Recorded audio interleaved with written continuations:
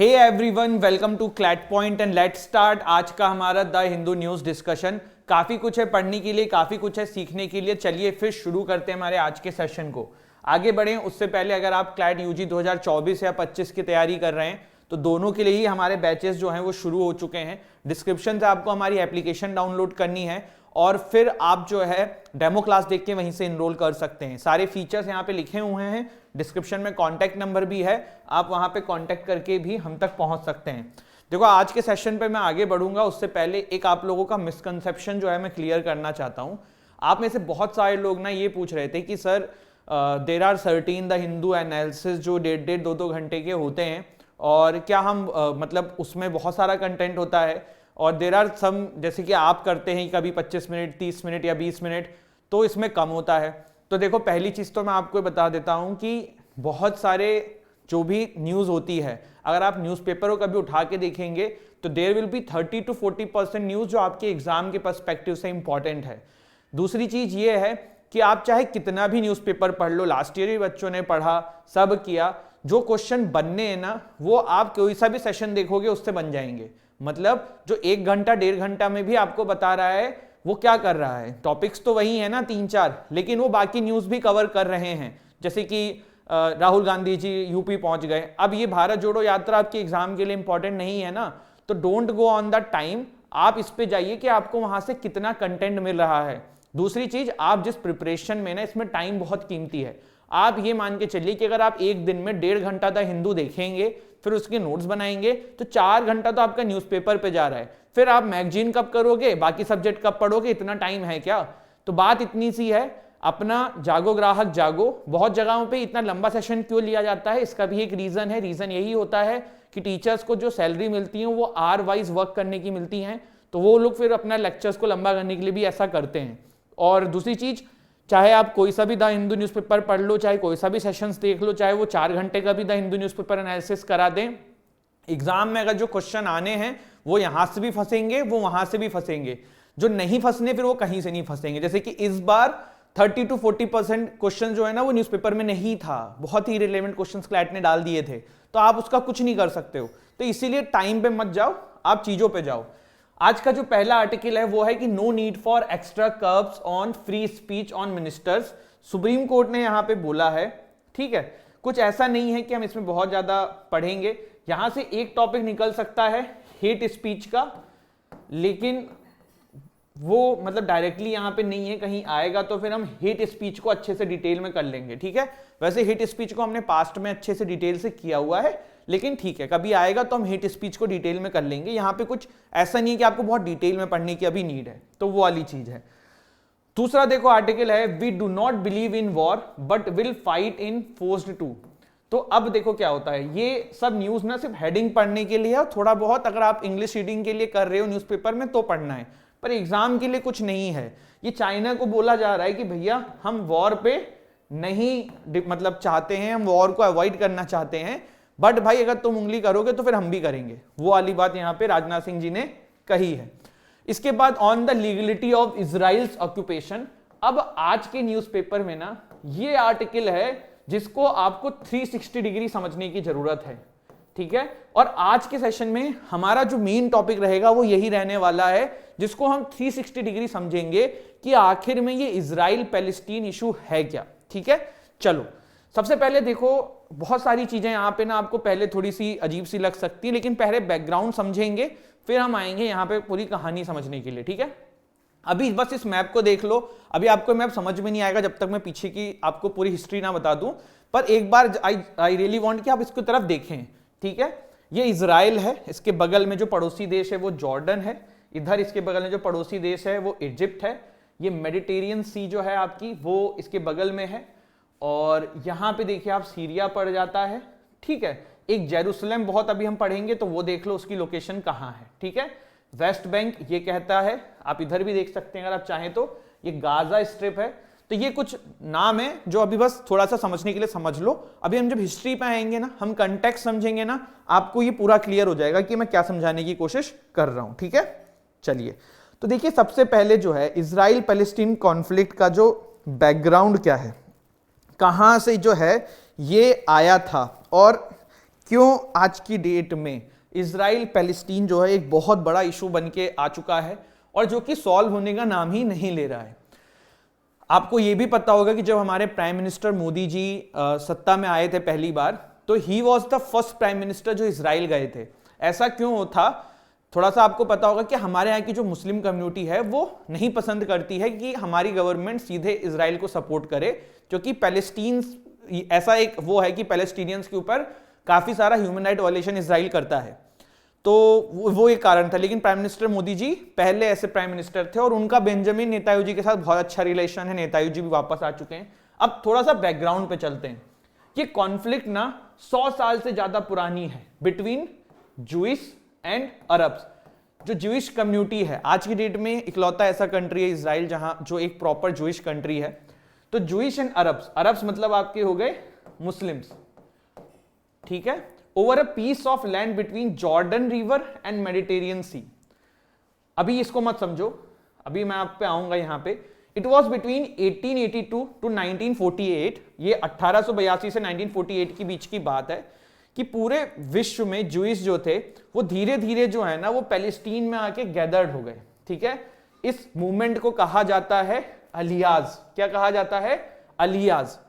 1917 में Ottoman empire जब गिर गया वर्ल्ड वॉर 1 के दौरान, तो ये जो जगह थी ना पैलेस्टीन वाली, यहां पे आपकी जो है आ गई कौन? ब्रिटेन, यूके, ठीक है। देखो ऑटोमन एम्पायर क्या है? टर्की, जो आज की डेट में ना वही kind of Ottoman empire past में होता था, बहुत बड़ा होता था, लेकिन वो धीरे धीरे फॉल हो गया था, उसकी एक अलग कहानी है। बट ऑटोमन एम्पायर को आप अरब्स बोल सकते हो, मुस्लिम बोल सकते हो, ठीक है। तो ऑटोमन एम्पायर जो है ये फॉल हो गया था and UK got control over the Palestine. ये जो लैंड था ये जूइश माइनॉरिटी ने इनहेबिट किया एंड अरब मेजॉरिटी, मतलब जब यूके का कंट्रोल आया तो वहां पे कौन रह रहा था? Jewish minority and Arab majority. Arab मतलब मुस्लिम कम्युनिटी, ठीक है। इसके बाद बेल्फोर का डिक्लेरेशन हुआ। क्या हुआ? बेल्फोर डिक्लेरेशन हुआ। इसमें ब्रिटेन ने यह बात कही कि भैया यहां पे जूइश एंड पैलेस्टीन्स के लिए हम होम बनाएंगे, मतलब आप लोग यहां पे रह सकते हो। लेकिन क्या हुआ, धीरे धीरे जो है ना चीजें थोड़ी सी बदलती गई, क्योंकि उस समय अरब्स मेजॉरिटी में थे वहां पे और पैलेस्टीन्स में, और जूइश माइनॉरिटी में होते थे। तो ये कहा जाता था कि भैया अरब्स लोग जो हैं वो अरब्स लोग जो हैं वो जूइश लोगों को वहां पसंद नहीं करते थे। जूइश लोगों ने इस आइडिया को सपोर्ट किया कि भाई ठीक है यहां पे दोनों लोगों को रहने देते हैं, लेकिन अरब्स लोगों ने इसका साफ साफ मना किया कि भाई हमें ये चीज नहीं चाहिए, हमें ये सेपरेट चाहिए, ये पूरा हमारा है। फिर क्या हुआ? हॉलोकॉस्ट हुआ। क्या हुआ? हॉलोकॉस्ट। इसके बारे में भी आपको पता होगा, नहीं पता है तो आज जान जाओ। बहुत बार देखते होगे कि जो है हॉलोकॉस्ट के बारे में काफी लोग एक पर्टिकुलर डेट के अंदर फोटोज डालते हैं, काफी लोग इसके अगेंस्ट में होते हैं। अगर आप लोगों को वंडर वुमेन मूवी के अंदर जो एक्ट्रेस है ना, मेरे को नाम दिमाग में याद नहीं आ रहा, तो वो जो है ना she is also I think Jewish, ये कंफर्म नहीं है लेकिन हाँ जहां तक मुझे पता है शी इज ऑल्सो जूइश। तो वो ये बहुत डालती है पोस्ट। तो अभी देखो क्या था हॉलोकॉस्ट, उसके बारे में हम थोड़ा सा बात करते हैं। ये आपको पता होगा कि वर्ल्ड वॉर 2 के दौरान जो है इस तरीके की चीजें देखने को मिली थी कि हिटलर के अंडर में जो है काफी सारे जो हैं आपके जूइश कम्युनिटी जो हैं, हिटलर के अंदर में काफी सारे जूइश कम्युनिटी का नरसंहार किया गया था, उनको काफी ज्यादा मारा गया था और ये चीज देखने को मिली थी, ठीक है।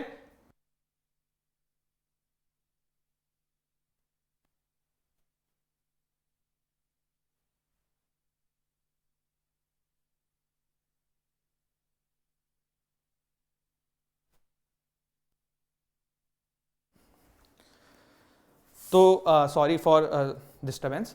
तो बात यहां पे ये हुई कि भाई उस समय जो सेकेंड वर्ल्ड वॉर के दौरान देखा गया कि जूइश कम्युनिटी का काफी सारा नरसंहार किया गया, और ये पिक्चर कुछ उस तरीके की चीजें बयां करती है। ऐसा बोला गया था कि कंसंट्रेटेड कैंप्स बनाए गए थे, चैम्बर्स के अंदर इनको पूरों को मार दिया गया था काफी सारे मात्रा में। लेकिन जो मुस्लिम कम्युनिटी है, जो अरब्स है, वो कहती है कि ये सब भाई फर्जीवाड़ा है, हॉलोकॉस्ट नाम की कोई चीज नहीं हुई थी, ये एक प्लॉट है, एक कहानी है जो जूइश लोगों ने बनाई है, क्योंकि वो चाहते थे किसी तरीके से इजराइल की एस्टेब्लिशमेंट हो। लेकिन ये हॉलोकॉस्ट जो है ना ये बहुत मेजर रीजन है जिसके वजह से आप देखते हो कि क्या प्रेजेंट डे इजराइल जो है ना बना। उसके बाद क्या हुआ, पूरे विश्व के जूइश लोगों को लगने लगा कि भाई ये हमारे लिए बहुत खतरनाक है बाहर रहना, हम सब एक जगह पे रहते हैं, और धीरे धीरे फिर सब लोग इकट्ठा होने लगे और इस तरीके से आपका इजराइल की फॉर्मेशन हुई। ठीक है, इतनी चीजें क्लियर हुई। तो फिर क्या देखा गया 1947 में, देखो जब जूइश लोग वहां पे इकट्ठा होने लगे तो इंटरनेशनल कम्युनिटी ने भी उनका सपोर्ट किया कि भाई आप लोग एक जगह रह रहे हो, ठीक है। तो 1947 में यूनाइटेड नेशन ने वोट किया कि पैलेस्टीन जो है इसको 2 भागों में डिवाइड कर देते हैं। उस समय ये इजराइल वाला कॉन्सेप्ट नहीं था ना, पूरा एरिया पैलेस्टीन कहलाता था। तो separate Jewish and Arab states with Jerusalem become an international city, मतलब जेरूसलम को कॉमन टाइप का रखेंगे, किसी को नहीं देंगे। जेरूसलम की भी अपनी कहानी है, क्योंकि इसमें ना बहुत सारे मुस्लिम रिलीजियन के भी बहुत सारे मॉन्यूमेंट्स हैं और साथ ही साथ बहुत सारी चीजें रिलीजियसली इंपॉर्टेंट जो है कल्चरल एस्पेक्ट से आपके जूइश लोगों के भी है, तो दोनों ही इस पे अपना क्लेम करते हैं। फिर क्या हुआ, ये जो प्लान था ये एक्सेप्ट कर लिया गया जूइश लीडर्स के द्वारा, बट अरब्स जो है इसको मानने को तैयार नहीं थे। देखो सिंपल सी बात है, उस समय अरब्स जो है मेजॉरिटी में थे, तो वो भाई अपना दबदबा चाह रहे थे और वो जल्दी से झुकने वाले नहीं थे। लेकिन गलती उन्होंने यही करी कि उन्होंने इजराइल को, जूइश लोगों को बहुत हल्का समझने की कोशिश कर लिया। फिर क्या हुआ, फिर क्रिएशन ऑफ इजराइल हुआ। देखो 1948 में जब ब्रिटेन ने अपना कंट्रोल इस पैलेस्टीन एरिया से खत्म किया, तो उन्होंने बोला कि ठीक है हम जा रहे हैं, और उस समय इजराइल ने कहा कि ठीक है हम यहाँ पे, इजराइल मतलब उस समय जो जूइश कम्युनिटी थी, उन्होंने ये कहा कि ठीक है आप जाइए, हम जो है इजराइल का क्रिएशन करेंगे। इजराइल का क्रिएशन हुआ, पैलेस्टीनियंस ने ऑब्जेक्ट किया, अरब्स ने ऑब्जेक्ट किया, एक आर्म्ड कॉन्फ्लिक्ट हुई, लेकिन चीजें जैसे जैसे होते हुए चली गई। और फिर जो है काफी ये देखना पड़ा कि जो जॉर्डन है उन्होंने कुछ कंट्रोल ले लिया। मैं आपको इमेज पे दिखाता हूं, थोड़ा बेटर समझ में आएगा, इसलिए मैं हट भी रहा हूं। आप ये देखिए, देखने में मिला कि कुछ पोर्शन जो है जॉर्डन ने कब्जे में ले लिया, कुछ पोर्शन जो है इजिप्ट ने ले लिया जब 1948 में वॉर हुई, और कुछ पोर्शन जो है वो आपके इजराइल के पास था। ठीक है, ठीक है। फिर neighboring Arabs also invaded and were thrashed by the Israeli troops. The made thousands of Palestinians flee their homes. This was called as Al-Nakba or the catastrophe. Israel had gained maximum control over the territory after to came to end. Jordan then went on a war और उन्होंने जो है आपका West Bank का area ले लिया। Jordan के बगल में वेस्ट बैंक था, हमने देखा था, आपको मैप अभी याद आ रहा होगा। इजिप्ट ने गाजा को ऑक्यूपाइड कर लिया, मैंने आपको बताया गाजा स्ट्रिप। जेरूसलम जो है वो डिवाइड हो गई, Israel in the west and Jordan in the east में, लेकिन कोई संधि नहीं हुई, कोई एग्रीमेंट नहीं हुआ, बस ऐसी ही कहानी चलती रही। फिर क्या हुआ, इजराइल की जो फोर्स है उन्होंने ईस्ट जेरूसलम को कैप्चर किया वेस्ट बैंक के अंदर, और वेरियस एरिया जो हैं Golan Heights, Gaza and Egyptian shahi peninsula in the year 1967। इसको 6 डे वॉर भी बोलते हैं। 1967 में इजराइल ने बिल्कुल जो है बहुत सारी टेरिटरी जो है, जो भी मैंने आपके सामने नाम रखा है, वो अपने अंडर में ले लिया। देखो हुआ क्या था, इजराइल ना अकेले खड़ा था इन अरब कंट्रीज के सामने। ऐसा नहीं था कि अलग अरब कंट्रीज अलग अलग लड़ने आ रही थी, ये सब लोग मिलके इजराइल से अकेले लड़ने पहुंचे थे। उसको 6 डे वॉर भी बोलते हैं। 1967 में ये वॉर हुआ था और वहां पे इजराइल ने इन सबको हराया, और अपनी जो टेरिटरीज जो आज की डेट में सब डिस्प्यूटेड हैं उनको भी अपने अंडर में ले लिया। आज की डेट में आप देखोगे कि वेस्ट बैंक के अंदर इजराइल के बहुत सारे कंट्रोल सेंटर्स हैं, काइंड ऑफ इजराइल के अंदर में आ चुका है। जो पैलेस्टीनियन वाली स्ट्रिप है वो भी काइंड ऑफ आ चुकी है। तो ये वाली चीज है, ठीक है। अब आगे बढ़ते हैं। फिर देखिए यहाँ पे ये लिखा हुआ है कि इजराइल फोर्स ने कैप्चर कर लिया east Jerusalem in the West bank, various area, ये मैंने आपको बता ही दिया है। इसके बाद प्रेजेंट सिनारियो क्या है, अब आज का सिनारियो क्या है इस मुद्दे को लेके। तो इजराइल जो है वो स्टिल ऑक्यूपाई करता है वेस्ट बैंक, मैंने आपको बताया अभी मैप पे। Although it pulled out of the Gaza, but UN still regards that piece of land as a part of occupied territory. Gaza strip से इजराइल ज्यादा अपना कंट्रोल नहीं रखता है, लेकिन यूएन के अकॉर्डिंग आज भी कि इजराइली भाई वहां पे कंट्रोल कर रहा है, ऑक्यूपाइड कर रखा है अपने। इजराइल ये भी क्लेम करता है कि होल ऑफ जेरूसलम जो है वो उनकी कैपिटल है, वहीं लेकिन जो पैलेस्टीनियंस हैं वो ये बोलते हैं कि ईस्ट जेरूसलम जहां पे उनकी रिलीजियसली इंपॉर्टेंट चीजें हैं वो हमारी फ्यूचर पैलेस्टीनियन स्टेट की कैपिटल होगी। मतलब हम फ्यूचर में जब अपना अलग स्टेट बनाएंगे तो हमारी वो कैपिटल होगी। आपको याद होगा एक कंट्रोवर्सी हुई थी कि यूएस ने अपनी एम्बेसी जो है वो जेरूसलम में खोल दी थी फॉर इजराइल। कोई भी कंट्री अपनी एम्बेसी कहाँ बनाती है, सामने वाले कंट्री की कैपिटल में, यही होता है ना। तो उस समय यही हुआ कि क्या यूएस ने ये रिकॉग्नाइज कर लिया है कि जेरूसलेम ही उनकी कैपिटल है, तो ये वाली बात थी। US and Israel are close allies, ये भी आपको पता ही होगा। फिर क्या हुआ, अभी एक अल-अक्सा मॉस्क को लेके तो आप हर तीसरे मतलब चौथे महीने सुनते होंगे कि वायलेंस हो रहा है। ये क्या है, देखो अल-अक्सा जो मॉस्क है ना, ये मुस्लिम कम्युनिटी के लिए एक बहुत ही ज़्यादा रिलीजियसली इंपॉर्टेंट प्लेस है। उन लोगों का बहुत ही ज़्यादा इस जगह से जो है रिलीजियसली कल्चरली टाइज हैं। लेकिन यहाँ पे ये लोग बहुत बार जब जाते हैं तो ऐसा देखने को मिलता है कि वायलेंस हो गया है इजरायली फोर्सेज एंड उनके बीच में, या कुछ इस तरीके की चीज़ें हो रही हैं, तो वो समय समय पे आपको देखने को मिलता रहता है। Where is the West Bank, तो वेस्ट बैंक हमने इतना देखा है, मैंने आपको बता भी दिया है, ये वेस्ट बैंक है, लैंडलॉक टेरिटरी है। इधर से आपका जॉर्डन हो गया है और बाकी ग्रीन लाइन से सेपरेट होता है इजराइल का साउथ वेस्ट एंड नॉर्थ। ये तो ये जो बॉर्डर इसको डिवाइड करता है ना, उसे ग्रीन लाइन कह देते हैं। इसके बाद डिस्प्यूट सेटलमेंट जो है वो क्या है, वेस्ट बैंक जो है उसका क्या सीन है, तो वेस्ट बैंक जो है वो captured by Jordan after the 1948 Arab Israel war. मैंने आपको बताया था कि जॉर्डन ने कैप्चर कर लिया था, बट 6 डे वॉर ऑफ 1967 में वापस से जो है आपका इजराइल ने इसका काफी सारा कंट्रोल ले लिया था। अभी तो ऐसा बोला जाता है कि इजराइल ने करीबन 130 से ज्यादा फॉर्मल सेटलमेंट्स जो हैं वो वहां पे बनाए हुए हैं। आर द सेटलमेंट्स इलीगल, तो यूनाइटेड नेशन जनरल असेंबली का तो यही मानना है कि हाँ भाई ये सब इलीगल हैं। बहुत सारे इसमें इंटरनेशनल जो कानून है उसका भी वायलेशन बताया जा रहा है। और अभी क्या न्यूज़ है, पहले मैं आपको उस पर भी आता हूँ, ठीक है। अभी क्या न्यूज़ थी, अब हम उस पर आते हैं, फिर थोड़ा सा इजराइल के बारे में मैं आपको बताने वाला हूँ। अभी जो न्यूज़ है जो आज हम देखने वाले हैं, जिसकी वजह से हमने पूरा जाना, यूनाइटेड नेशन जनरल असेंबली ने 2022 का अपना सेशन जो है वो इस बात से खत्म किया, ये रिजोल्यूशन पास किया कि इंटरनेशनल कोर्ट ऑफ जस्टिस जो है वो अपना ओपिनियन दे, वो इस मसले को डिसाइड करे कि भैया इजराइल का जो prolonged occupation of Palestine land है ये कैसा है, गलत है, सही है, इस पे क्या होगा, आप इस पे फैसला लो। इंटरनेशनल कोर्ट ऑफ जस्टिस कहाँ है, तुरंत कमेंट सेक्शन में बताओ। कितने जजेस होते हैं यहाँ पे, कमेंट सेक्शन में बताओ। भारत का जज कौन है ये भी वहां पे बताओ। अब जब भी कोई मैटर ऐसा आईसीजे में जाता है तो अब यहाँ पे सिर्फ 2 पॉसिबिलिटी है। क्या है, 2 पॉसिबिलिटी, तो ये दोनों पॉसिबिलिटी देख लेते हैं। देखो पहली पॉसिबिलिटी जो है ना आपकी वो क्या है, पहली पॉसिबिलिटी ये है कि पहले तो सेटलमेंट हो सकता है दोनों पार्टीज के बीच में, पैलेस्टीन एंड इजराइल्स के बीच में, कि सेटलमेंट हो जाए और भाई ऐसी ऐसी चीजें जो हैं वो हो। दूसरा ये हो सकता है कि भाई आईसीजे जो है कोई वर्डिक्ट दे दे इसके ऊपर। अब वर्डिक्ट देगी तो वर्डिक्ट तो बाइंडिंग होता है, लेकिन आईसीजे उसको इन्फोर्स नहीं कर सकता, ये आप ध्यान रखिएगा।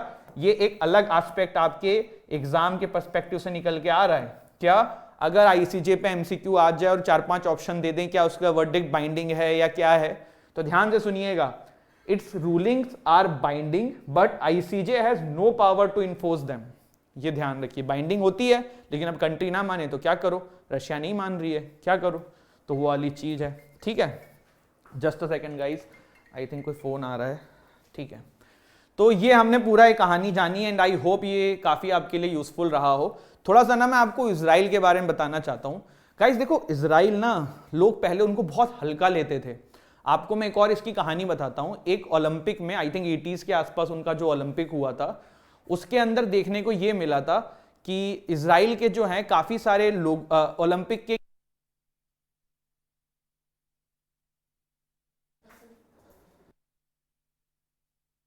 इजराइल के काफी सारे ओलंपिक के खिलाड़ियों को मार दिया गया था एक टेररिस्ट ऑर्गेनाइजेशन के द्वारा। और फिर देखने को यह मिला कि मोसाद जो इजराइल की आपकी खुफिया एजेंसी है, उन्होंने अगले 20-25 साल में उन बंदों ने जिन लोगों ने मारा था उनके फैमिली के एक एक बंदों को ढूंढ ढूंढ के खत्म किया। सिर्फ यही नहीं है, आज की डेट में टेक्नोलॉजी के मामले में इजराइल नंबर 1 पे है। इजराइल के पास मोस्ट ऑफ द टेक्नोलॉजी जो हम यूज करते हैं, if I am not wrong, जो पेन ड्राइव का जो टेक्नोलॉजी है वो भी इजराइल ने क्रिएट किया था। वो लोग पेटेंट कराते हैं फिर आउटसोर्स कर देते हैं। पैसा कमाने में बहुत सही जगह है, मतलब लोग वहां के बहुत इंटेलिजेंट होते हैं। तो इजराइल जो है ना, मतलब अलग लेवल पे है। मोसाद की तो नाम आपने कितनी बार सुना होगा कि मतलब सारी विश्व की खुफिया एजेंसी एक तरफ, मोसाद एक तरफ। तो ये है भाई आपका इजराइल। ठीक है, चलिए अब आज की जो लास्ट न्यूज है वो भी देख लेते हैं। सियाचिन में Kumar post gets first women army officer.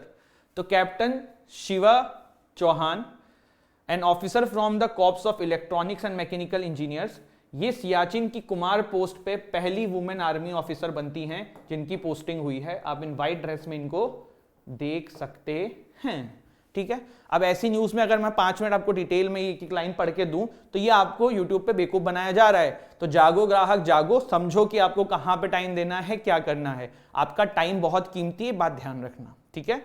आप जिन भी टॉपर्स का इस साल का इंटरव्यू देखोगे, लास्ट ईयर का देखोगे, एक बात बहुत क्लियर है, सभी ने बोला है कि सिर्फ करंट अफेयर के चक्कर में मत फंसे रहना। मैं फिर ये बोल रहा हूं कि एक लिमिटेड टाइम ही करंट अफेयर्स को दो। खुद पढ़ना भी होता है, सेशन भी देख रहे हो तो लिमिटेड ही देखो, ये नहीं कि 1 घंटे के सेशन देखे जा रहे हो, 2 जगह देखे जा रहे हो। तो दिस इज इट। हंसते रहिए, मुस्कुराते रहिए, पढ़ाई करते रहिए, एंड कोई भी दिक्कत हो, कोई भी बात हो, कमेंट सेक्शन पे जरूर डालिएगा। Thank you so much. जय हिंद, जय भारत।